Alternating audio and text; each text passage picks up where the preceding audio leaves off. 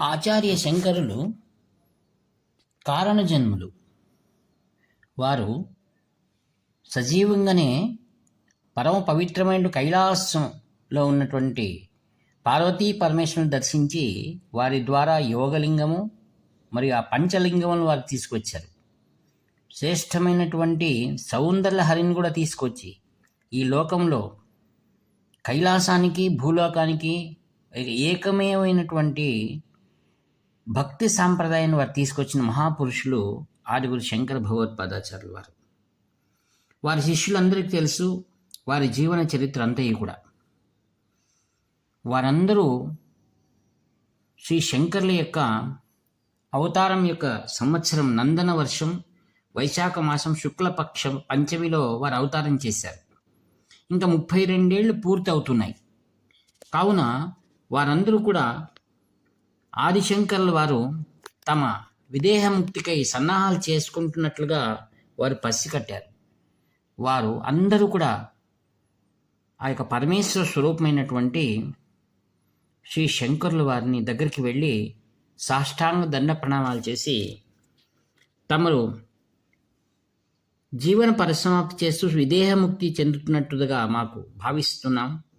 కావున మాకు ముందు దిక్కెవరు, మా యొక్క ఈ పీఠాలను ఎలా మేము ఆచరించుకోవాలి, మీరు చేసినట్టు ఘనమైన ఈ కార్యక్రమాలన్నీ ముందుకు తీసుకువెళ్ళాలంటే మీ పరిపూర్ణమైనటువంటి సందేశం మాకు కావాలి అని అందరూ ముక్త కంఠంతో కామాక్షి దేవాలయంలో చతురామనాయ పీఠాల ఆచార్యులు కానివ్వండి, లేక దేశంలో ఉపపీఠాల్లో ఉన్నటువంటి వారు కానివ్వండి, అందరూ కూడా కామాక్షి దేవాలయంలో శ్రీ శంకరులను ప్రార్థించారు.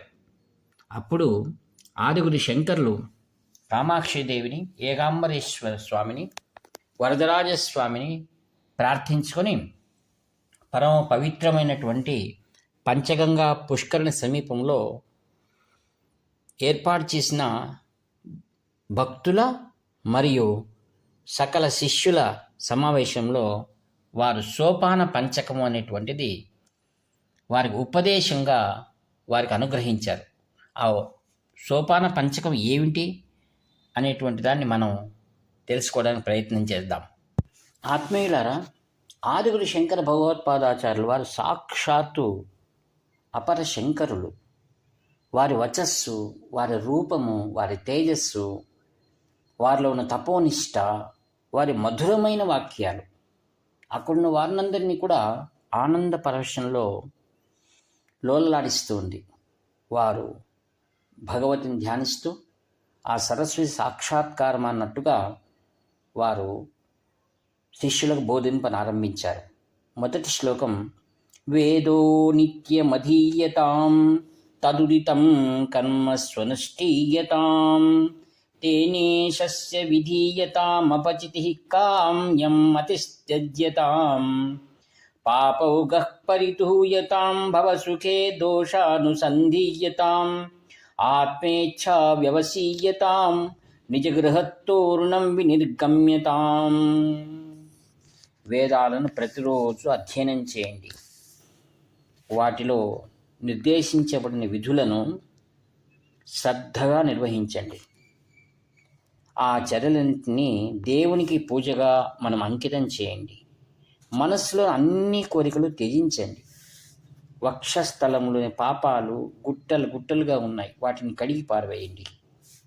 ఇంద్రియ వస్తువులు అనగా సంసారంలో సుఖాలు బాధతో నిండి ఉంటాయని గుర్తించండి. స్థిరమైన ప్రయత్నంతో ఆత్మను వెతకండి. గృహం అనే బంధం నుండి తప్పించుకోండి. శిష్యులందరూ కూడా ఎంతో శ్రద్ధగా వాటిని తాళపత్ర గ్రంథాల్లో వ్రాసుకున్నారు, శ్రద్ధగా వింటున్నారు.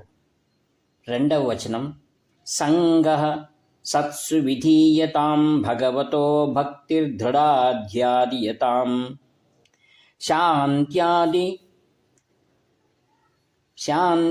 చ పరితాః దృఢతరం కర్మ సంత్యజ్యతాం సద్విద్యానుపస్పృశ్యతాం ప్రతిదినం తత్పాదుకా సేవతాం బ్రహ్మైకాక్షరమద్యతాం సమాకన్యతాం.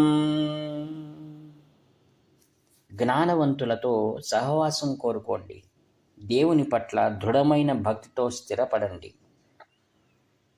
శాంతి మొదలైన సద్గుణాలను పెంపొందించుకోండి. కోరికలతో కూడిన అన్ని చర్యలను మానుకోండి. పరిపూర్ణమైన సద్గురువు వద్ద ఆశ్రయం పొందండి. ప్రతిరోజు గురువును సేవించండి. మార్పు లేని ఓం మంత్రాన్ని ఎప్పుడు కూడా జపించండి. ఉపనిషత్తుల ప్రకటనలు లోతుగా వినండి. ఎంతో చక్కగా వినిపిస్తున్నటువంటి ఆధ్యాత్మిక తత్వరహస్యాన్ని కూడా శ్రద్ధగా వారు ఆలోకిస్తున్నారన్నమాట. వాక్యార్థశ్చ విచార్యతాం శృతిశిరః పక్షః సమాశ్రీయతాం దుస్తర్కత్సు విరమ్యతాం శృతిమతస్తర్కోనుసంధ్యతాం బ్రహ్మస్మీతి విభావ్యతామహారః స్వర్గః పరిత్యజ్యతాం దేహేయహన్మతిరుజ్యతాం బుధజనైర్వాదః పరిత్యజ్యతాం. ఉపనిషత్తుల ఆజ్ఞల అర్థాన్ని ఎల్లప్పుడూ ఆలోచించండి. బ్రహ్మసత్యాన్ని ఆశ్రయించండి. వక్రీకరించిన వాదనలను విడనాడండి. శృతి ఉపనిషత్తుల యొక్క వివక్షతో కూడిన హేతుబద్ధతను అనుసరించండి. ఎల్లప్పుడూ నేను బ్రహ్మను అనే దాంట్లో నిమగ్నమై ఉండండి. అహంకారాన్ని త్యజించండి. భ్రాంతికరమైన అపోహను వదులుకోండి. నేను శరీరం అనే భ్రాంతిని వదలండి. జ్ఞానులతో వాదించే ధోరణిని పూర్తిగా వదులుకోండి. క్షుద్వ్యాధిశ్చ చికిత్సతాం ప్రతిదినం భిక్షౌషధం భుజ్యతాం స్వాతంత్రం విదివసాత్ ప్రాప్తేన సంతుష్యతాం శీతోష్ణాది విషహ్యతాం నతు వృథా వాక్యం సముచ్చార్యతాం ఔదాసీన్యమభీప్స్యత జనకృపా నైష్ఠుర్యముత్సృజ్యతాం. ఆకలితో ఉన్న వారికి అనేదాన్ని వ్యాధులకు చికిత్స పొందండి. ప్రతిరోజు భిక్ష అనే మందుని తీసుకోండి, అనగా ఆహారం. రుచికరమైన ఆహారాన్ని వేడుకోకండి. దేవుడు ఆదేశించిన విధంగా మీ భాగానికి వచ్చే దేనితోనన్నా సంతృప్తిగా జీవించండి. వేడి, చలి మరి ఇలాంటి వ్యతిరేకతలను భరించండి. వ్యర్థమైన చర్చలను నివారించండి. ఉదాసీనంగా ఉండండి. ఇతరుల దయ యొక్క వలల నుండి మిమ్మల్ని మీరు రక్షించుకోండి.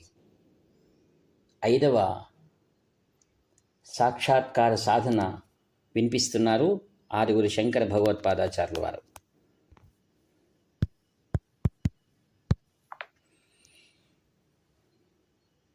ఏకాంతే సుఖమాస్యతాం పరతరే చేతః సమాధీయతాం పూర్ణాత్మాసు సమీక్ష్యతాం జగదిదంతం దృశ్యతాం ప్రక్రియ ప్రవిలాప్యతాం చితిబలాన్నాప్యుత్తరైః శ్లిష్యతాం ప్రారబ్ధం త్విః జ్ఞాతః పరబ్రహ్మాత్మనాస్తీయతాం. ఎల్లప్పుడూ ఏకాంతంలో ఆనందంగా జీవించండి. మీ మనస్సును పరమాత్మలో ప్రశాంతపరచుకోండి. అంతటా వ్యాపించి ఉన్న ఆత్మను గ్రహించండి మరియు చూడండి. పరిమిత విశ్వం ఆత్మ యొక్క ప్రతిబింబమని గుర్తించండి. ప్రస్తుత సరైన చర్య ద్వారా చేసిన కర్మల ప్రభావాలను జయించండి. జ్ఞానం ద్వారా భవిష్యత్తు చర్యల నుండి, అనగా ప్రారబ్ధము, ఆగామి, సంచితం ఏవైతే ఉన్నాయో వాటిని తరిమివేయండి. ఆ తరువాత భావంలో లీనమై జీవించండి. నేను బ్రహ్మను, నేను బ్రహ్మను అనేది తాధ్యాత్మికులు మీరు ఉండాలని ప్రయత్నించండి. వారి సందేశాన్ని శ్రద్ధగా ఆలకించినటువంటి అక్కడ చేరిన శిష్య ప్రశిష్యులందరూ కూడా వారి దివ్య ఆశీస్సులకై సాష్టాంగ దండ ప్రణామాలు అర్పించారు. ప్రదక్షిణ నమస్కారాలు సమర్పించారు. అందరూ కూడా జయ జయ శంకర, హరహర శంకరాను నినాదంతో అందరూ కూడా శ్రీ శంకర భగవత్పాదాచార్యుల సమేతంగా అందరూ కామాక్షి దేవాలయానికి వెళ్ళారు. అక్కడ వెళ్ళి వైభవంగా అమ్మవారికి నివేదనలన్నీ జరిగాయి. అందరూ కూడా ఆ దేవాలయంలోనే అమ్మవారి ప్రసాదాన్ని ఆరగించారు. అప్పుడు శ్రీ శంకరులు వారిని అందరినీ మీరు మీ స్థానాలకు వెళ్ళండి, నన్ను ఒంటరిగా వదిలివేయండి అని అన్నారు. ఆ రోజు సాయంకాలం స్వామివారు ఏకాంతంగా అమ్మ స్వాధీనంలో కూర్చొని ఎంతో భక్తి ప్రపత్తులతో ధ్యానమగ్నై ఉన్నారు. మరునాడే అరుణోదయ కాంతి వేళ రక్తాక్షనామ సంవత్సరం వైశాఖ శుక్ల పంచమి నాడు శ్రేష్టమైనటువంటి పరమ పవిత్రం దినం నాడు వారందరికీ కూడా ఆ యొక్క ఉపదేశ పంచకం తెలియచేశారు. అందరూ సంతోషంగా వెళ్ళారు. తరువాత వారి యొక్క విదేహముక్తి పరమ పవిత్రమైనటువంటి సమయం ఆసన్నం కాబోతుంది. దేవతలందరూ రక్తాక్షనామ సంవత్సరం వైశాఖ శుక్ల దశమి నాడు దేవతలందరూ ప్రత్యేకంగా శ్రీ శంకర్లను దర్శించుకోవడానికి వచ్చారు. తదనంతరం ఈ భూమి నుండి నేను దివికి నా యొక్క స్వస్థానమైన కైలాసానికి పయనిస్తున్నాను అనగానే వారందరూ ఆయన పాదధూళిని తమ శిరస్సుపై దాల్చారు. ఆ రోజు స్వామి అమ్మవారి సన్నిధానంలో మరొక్క మారు దేదీప్యమానంగా ప్రకాశిస్తున్నటువంటి అమ్మవారి దివ్య తేజస్సును, కామాక్షి యొక్క దివ్య అరుణ కాంతుల్లో విరజిమ్ముతున్నటువంటి కళ్ళలో ఉన్న కాంతిని తనలో తీసుకున్నారు. ఆధ్యాత్మిక పరంపరల్లో ధ్యానమగ్నై ఉన్నారు. స్థితప్రజ్ఞ స్థితికి చేరుకున్నారు. మర్నాడు ఉదయం తెల్లవారుజామున రక్తాక్షనామ సంవత్సరం వైశాఖ మాసం ఏకాదశి వారు తమ దేహాన్నంతటిని కూడా స్వస్థానానికి పంపించి అమ్మ సన్నిధానంలో వారు శివైక్యం చెందారు. అక్కడ మర్నాడు వెళ్ళి చూడగా భక్తులకు ఆదిగురు శంకరుల శరీరం కానీ వాటి ఆనవాలు కానీ కనపడలేదు. అప్పుడు అశరీరవాణి వినిపించింది. ఓ శ్రేష్టమైనటువంటి శిష్యులారా, మీరందరూ భాగ్యవంతులు. నేడు శ్రీ ఆదిగురు శంకర్లు కైలాసంలో తన స్వస్థానాన్ని చేరుకున్నారు. మీకు వారు విధించినటువంటి ఏ యొక్క సందేశం ఉన్నాయో వాటినన్నిటిని కూడా వారి తపస్సు యొక్క శక్తి ద్వారా మీరు ధర్మకార్యాలు నిర్వర్తించండి అని ఆకాశవాణి తెలుపుగానే అందరూ కూడా ఏకకంఠంతో హరహర శంకర, జయ జయ శంకర అనుకుంటూ వారి వారి నిజ స్థానాలకు చేరుకున్నారు. ఆత్మీయులారా, అత్యంత పరమ పవిత్రమైనటువంటి శ్రీ శంకర భగవత్పాదాచార్యుల వారి దివ్య చరిత్రత అమోఘం, ఆనందదాయకం. ఆదిశంకర్లు ముమ్మార్లు ఈ దేశాన్ని తిరిగారు. వారు తిరగని స్థలం లేదు. అన్నీ ఆశ్చర్యమనగా సమస్తమైన భరతఖండాన్నంతటినీ కూడా ఒకే ఛత్రం కిందకి తీసుకొచ్చారు. అదే వేదమతం అని సర్వులు కూడా ఏకంఠంతో ఒప్పుకుంటారు. మరొక విశేషం, ఏ రాజాశ్రయం లేకుండా అంత చిన్న వయసులో వారు వేద ధర్మాన్ని ప్రతిష్ఠించారు. దేశంలో అందరూ కూడా ఐక్యంగా ఉండాలని, మనం ఋషులు మనకు అందించినటువంటి వేద ధర్మాన్ని మనకు పునః వారు మనకు జ్ఞాపకం చేశారు. సమస్తమైన భారతదేశంలో ఉన్నటువంటి అనేక దేవాలయాలను వారు పునర్వైభవానికి తీసుకొచ్చారు. మనకు శాస్త్రీయమైన పూజలు, పంచాయతన పూజ, షణ్మత స్థాపన, యోగేశ్వర లింగ పూజ నేటికి కూడా కాంచి కామకోటి పీఠంలో అవిచ్ఛిన్న పరంపర కొనసాగుతోంది. ప్రతినిత్యము కూడా ప్రస్తుత పీఠాధిపతి శ్రీ శంకర విజయ సరస్వాములు వారి దివ్య అనుగ్రహానికి పాత్రులై అనేకమైన సామాజిక కార్యక్రమాలు నిర్వహిస్తూ వేద ధర్మాన్ని సుప్రతిష్టం చేసినటువంటి ఆదిగురు శంకరాచార్యుల వారి పరిపూర్ణమైనటువంటి అనుగ్రహం వీరి ద్వారా మనకు లభ్యమవుతుంది. మనం అట్టి మహాపురుషుల దివ్య అనుగ్రహానికి పాత్రులము కాక వారి సంపూర్ణమైన అనుగ్రహం మనందరిపైన ఎల్లవేళలా ఉంటుందని, ఉండాలని ఆదిగురు శంకర భగవత్పాదాచార్యుల వారి దివ్య లీలలను మరలా మనం జ్ఞాపకం చేసుకుంటూ ఈ వాక్పుష్పములన్నింటినీ కూడా కాంచి కామకోటి పీఠాధిపతులు శ్రీ శంకర విజయేంద్ర సరస్వతి మహాస్వాముల దివ్య చరణాలను సమర్పి సెలవు తీసుకుంటాను. ఇట్లు మీ ఆత్మీయ మిత్రుడు నివర్తి నాగభూషణ శర్మ. 7483229249. హర హర శంకర జై జయ శంకర. హర హర శంకర జై జయ శంకర. హర హర శంకర జై జయ శంకర.